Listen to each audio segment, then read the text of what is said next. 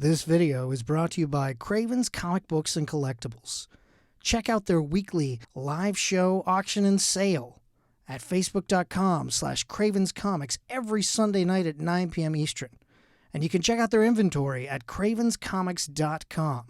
Craven's Comics, for the comics you crave. So, of course, part 4, the final chapter of Chilling Adventures of Sabrina, came out on December 31st. And Melvin, of course, in pretty much every episode. Melvin's in them all. Yeah, but I really connected with Melvin in season 2, episode 2 of this season, because he's sitting there on that date with Sabrina, and he's basically explaining what going on in his life, and he's just been crying because love and death are very connected with him.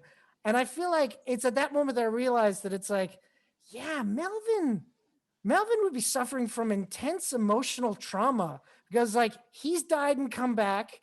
Both of his girlfriends have died. Yeah. And then the one moment where he has, like, happiness in this season, well, it's when a dead girlfriend comes back and she's going to die again. So... Yeah, Melvin's love life isn't too great, I think. Everyone could just... Both Dorcas and Elspeth both died. So it's like... poor Melvin.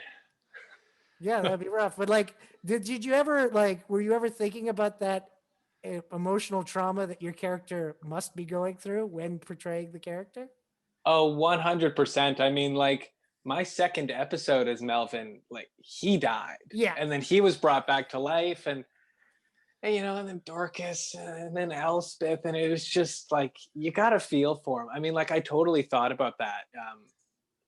We definitely got to see Melvin dealing with all of that. Like, that really is very unfortunate for poor little Melvin there. He's having a rough time, I think. Yeah, I'd say he always does seem to be, for me, it's like when you first look at it, you're thinking, oh, Melvin's getting dumped on, and he's got all this crushing, PTSD around him, emotional traumas, and all those things that we've just been talking about.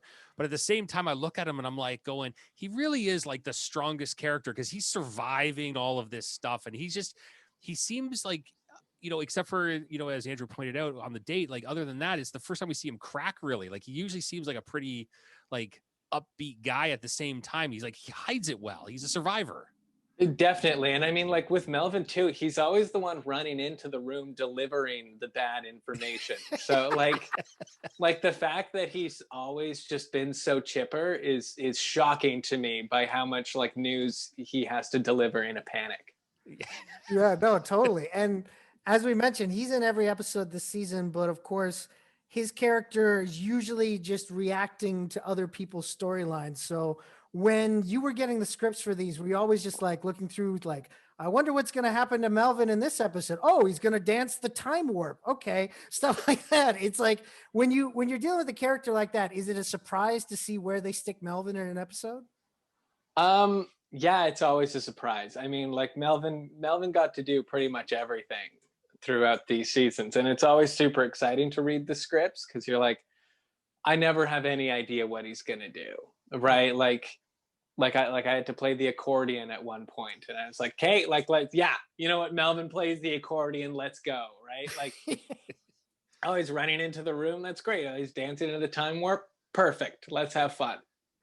Well, that's good stuff. In that one specific episode that kind of is the meta episode of the bunch, where you're basically playing a production assistant on set.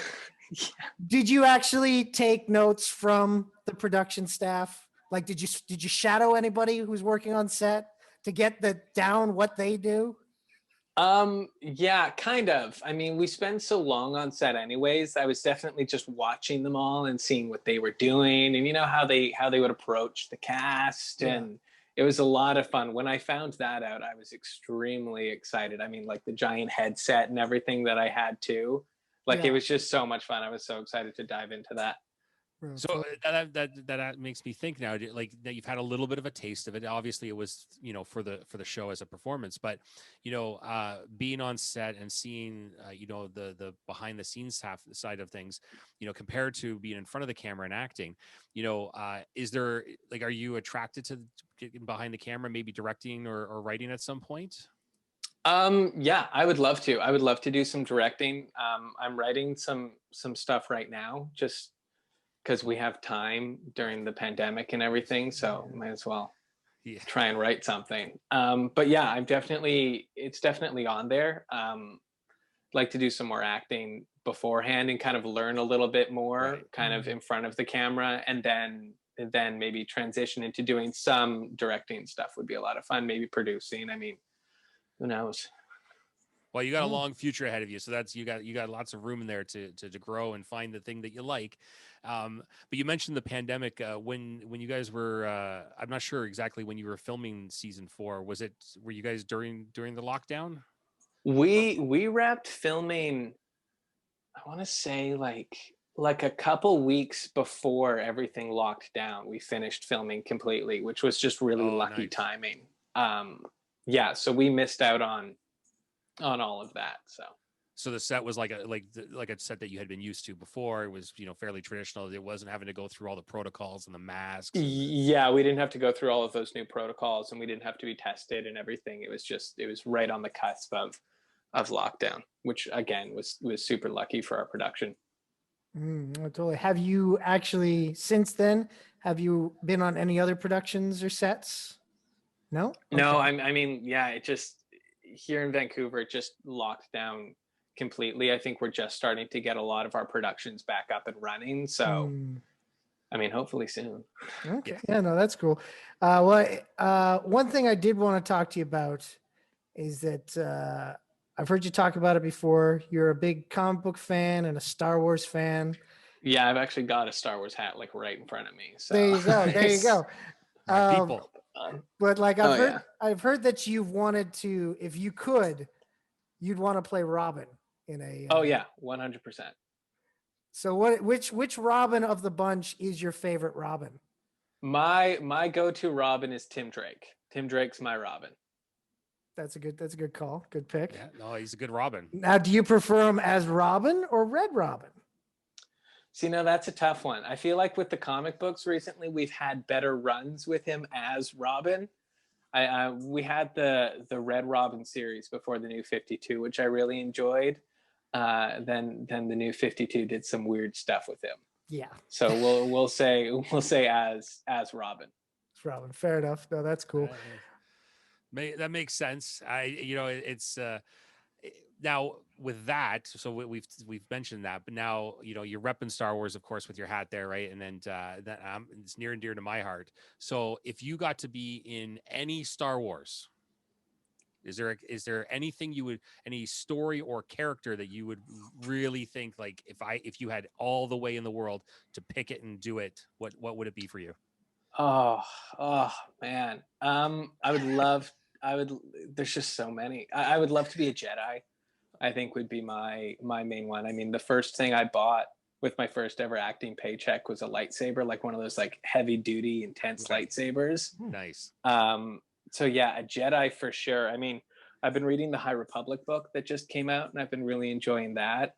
Nice. I mean, I love the Old Republic as well. So maybe a Jedi in the Old Republic during one of the wars between the Jedi and the Sith would be really cool. Very cool. I like how you didn't go into the characters that we know. You're going a little off, yeah, well, I mean, like I would love to be like Luke Skywalker. Mark Hamill and I have the same birthday, so I'm basically Luke Skywalker already. But I mean, like everyone in Star Wars does such a great job. So I want them to explore the Old Republic. So I think that's why I'm like, yeah, like throw me in the Old Republic as a Jedi. Let's do that. It's funny. It's funny you mentioned the whole birthday thing. My brother was born on the same day, same year as Daisy Ridley. So I always tell him they're the same person. So that makes perfect sense. Yeah. There's a weird thing like with my family too. Like both of my cousins, one of them shares a birthday with Hayden Christensen and another one shares it with Daisy Ridley. Crazy. So it's just weird that we're all like sharing birthdays with this lightsaber that's passed on to all of these characters. Like it's You guys are having your own little Awesome. hardcore Star Wars fan club. Like you're so hardcore, you actually guys got yourselves born on their birthdays. yeah, exactly. Although I think it's mainly just me. Like I think when I text them and call them for their birthdays, I'm like, you won't believe it. You share a birthday with Hayden Christensen. Like that's so cool. And they're like, great. Thanks, Tyler. I'm like, no, this is really cool, guys. Like, please be as excited about this as I am. Oh my God. We got an email in from Gwen N who says, Happy New Year to the geeks and Tyler. Question: does Tyler follow or practice witchcraft in real life? Yeah, I fly around on my broom and no, I don't. I do not. I did a bit of research for Sabrina, but that was the extent of my witchcraft. Fair enough. Fair enough. Keep it in the books. Keep it in the books. Now, one Yeah, thing totally. you do in real life is that you are trained with the bow staff, correct? I am. I'm trained So with the Star Wars and the Robin stuff all makes It sense. does. Now. I was Yeah. thinking exactly. You're right. Well, that's why I started doing the bow staff stuff was because I was like, like Tim Drake's weapon is the bow staff. Yeah. Right. So I was like, well, I wanna kind of aim towards that a bit and see. But yeah. Well, that, totally. and going into the Old Republic, that would make perfect sense as well. There's lots of double-edged lightsabers back then, or some version of a bow staff. Yeah. I see your plan here. You've started early. Yeah, exactly. So once I'm cast, I'm already prepared. There you go. That's good. Now you're also an X-Men fan, and I know that eventually Yes. the MCU will be reintroducing the X-Men to the cinematic universe. If you got the chance to audition for that, is there a particular character in the X-Men canon that you would love to play? See, I think about this a lot actually. Like probably more than is healthy. I would love to be I think Iceman is really cool. I'd love to be him, or I think Cyclops would be fun. I'm a big Nightcrawler fan as well. So I mean, like anyone really. Is it a Marvel character or a DC character? I can't remember. There's Arm Fall Off Man. I don't know if you guys know him, but I'd even be him, whereas he just takes his arm off and he can hit people with it. That's his power. Yeah, I would do can't that remember even. myself, but that's awesome. That's awesome. What about there's a mutant called Gold Balls where he just creates gold balls. Would you be him? You know what? Yeah, I'll take it. Let's do it. That sounds great. I think that's hilarious. Let's do it. Honestly, because I think that would just be so fun. I mean, it looks like with James Gunn's Suicide Squad, he's taking kind of some of those weirder characters. I mean, I know Suicide Squad's DC and X-Men is Marvel, but I think that would be fun. Just those really weird characters. I'll play Gold Balls. It's just fun to say the name too, because I'm like an 8-year-old, right? So just saying Gold Balls all the time is perfect. Yeah, no, totally. Yeah. Oh, I mean, I'm the same, right? I'm basically 12. Well, Tyler, I want to thank you for coming on the program. People should definitely check out Chilling Adventures of Sabrina Part 4, and I look forward to whatever you end up popping up in next. Yeah, thank you so much for having me. I'm a fan of the show. Actually, I was listening to it earlier today, so I'm awesome. super excited to be here. Well, thanks a lot, man. Thanks for listening, and thank you for coming on the show. And good luck with anytime. Tim Drake. Yes, we're in your corner. That's right. Perfect. Thank you so Cotton much. For I'll slowly Drake. gather For Drake. an army. Yeah, I'll gather my army of fans. That's right. Geek Hard fans out there, start tweeting Warner Brothers with the hashtag Cotton for Drake, and we will get this going. There we go. Perfect. That sounds great. I love it. Okay, have a great night, man. All right. Thank you both so much.